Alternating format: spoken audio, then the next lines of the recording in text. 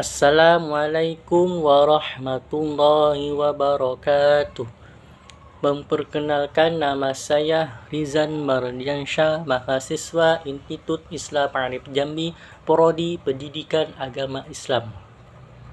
Baik, di sini saya akan menceritakan sedikit tentang kisah Kiai Haji Hashim Ash'ari.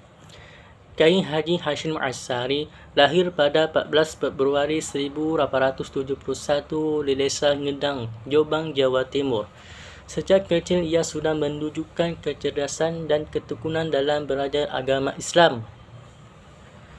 Kiai Haji Hashim Ash'ari juga memiliki seorang ayah ulama besar di Indonesia, dan nama ayahnya Kiai Haji Ash'ari adalah seorang ulama besar pendiri pesantren keras di Jombang, dan juga memiliki seorang ibu bernama Halimah, juga berasal dari kalangan santri.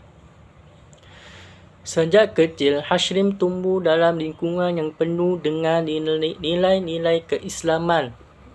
Ia dididik langsung oleh ayahnya, dan juga dikisahkan sejak usia 5 tahun, Hashim kecil sudah belajar mengaji Al-Quran dan hafal beberapa juz.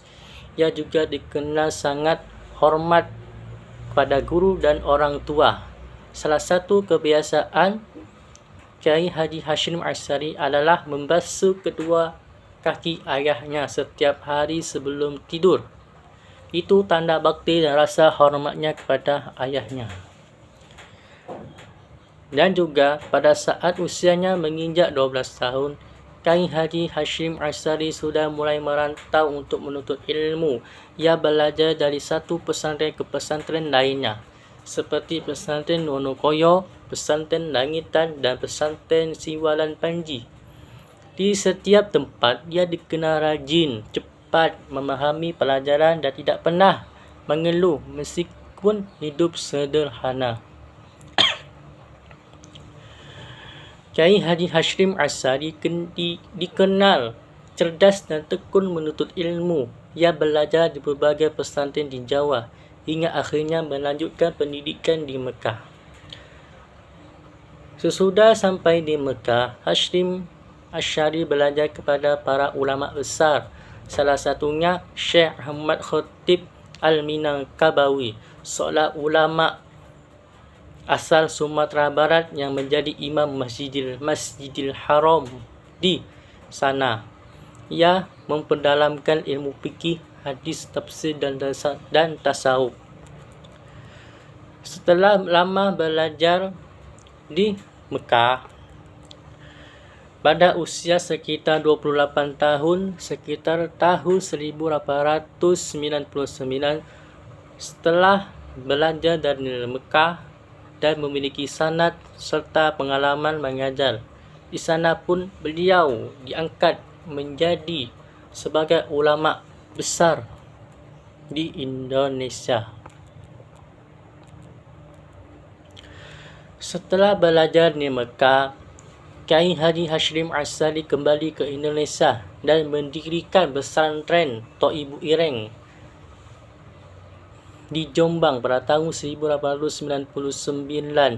Pesantren ini kemudian berkembang menjadi pusat pendidikan Islam dan kaderisasi ulama di Jawa Timur. Setelah mendirikan pesantren, Kiai Haji Hashim Ash'ari mendirikan Nahdlatul Ulama NU pada tahun 1926. Kiai Haji Hashim Ash'ari bersama para ulama lain mendirikan Nahdlatul Ulama sebagai wadah perjuangan dan mempersatukan ulama serta umat Islam dalam mempertahankan ajaran Ahlussunnah wal Jamaah. Kisah peran dalam perjuangan kemerdekaan. Kiai Haji Hashim juga memiliki peran penting dalam perjuangan kemerdekaan. Ia mengeluarkan resolusi jihad pada 22 Oktober 1945. Ia mendorong umat Islam untuk melawan penjajah.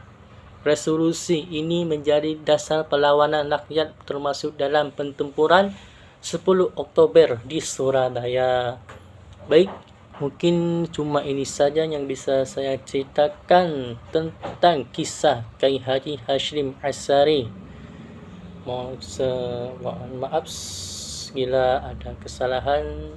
Saya akhiri. Wassalamualaikum warahmatullahi wabarakatuh.